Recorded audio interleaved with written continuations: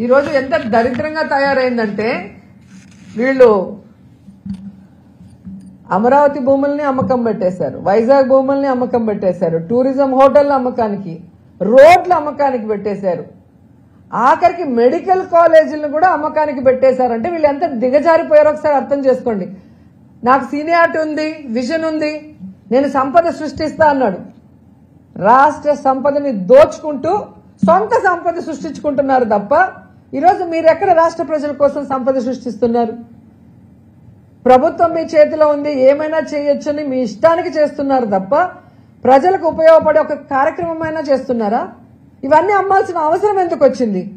15 నెలల్లో దాదాపుగా 1,97,000 కోట్ల రూపాయల అప్పులు తెచ్చిన మీకు, వెల్ఫేర్ స్కీమ్స్ ఇవ్వని మీకు, డెవలప్మెంట్ చేయని మీకు, పూర్తి చేయాల్సిన వాటిని కూడా నిలిపేసిన మీకు ఎందుకు లక్షల కోట్ల అప్పు చేయాల్సి వచ్చింది? ఆ డబ్బు ఏమైంది? ఇంకా ఇవన్నీ ఎందుకు అమ్మకానికి పెడుతున్నారో చంద్రబాబు నాయుడు, కూటమి ప్రభుత్వం సమాధానం చెప్పాలి. పవన్ కళ్యాణ్ ఎప్పుడో ఒకసారి అలా వచ్చి ఊగిపోవడం కాదు. ఈరోజు నువ్వు షూటింగ్లు చేసుకోవడానికి కాదు నీ కోట్లు ఇచ్చింది, ప్రభుత్వ ధనంతో స్పెషల్ ఫ్లైట్లు ఎక్కి ఎంజాయ్ చేయడానికి కాదు నీకు ఓట్లేసింది.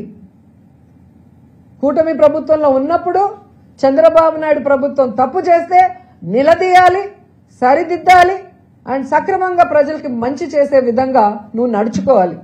కానీ నీ నియోజకవర్గం పిఠాపురంలో అమ్మాయిని రేప్ చేసినా పట్టించుకో, రైతుకి యూరియా దొరక్క ఎండల్లో వాళ్ళు నించొని రోజుల తరబడి ఏడుస్తుంటే పట్టించుకో, ఇదే పిఠాపురంలో నిరుద్యోగులకి ఉద్యోగం ఇవ్వకపోయినా, నిరుద్యోగ భృతి ఇవ్వకపోయినా పట్టించుకో.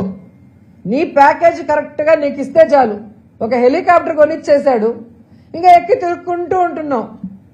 అంతేగాని ఏ రోజైనా రాష్ట్ర ప్రజల గురించి, రైతుల గురించి, మహిళల గురించి ఆలోచిస్తున్నావా? వాటి గురించి ఎప్పుడైనా మాట్లాడుతున్నావా?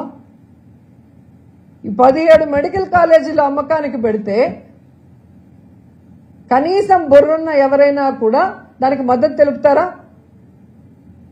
కానీ నువ్వు కూర్చొని తల ఆడిస్తున్నావు అంటే ఈరోజు రాష్ట్ర ప్రజలు నీకు ఓటేసినందుకు సిగ్గుపడుతున్నారన్న విషయాన్ని కూడా తెలుసుకోండి.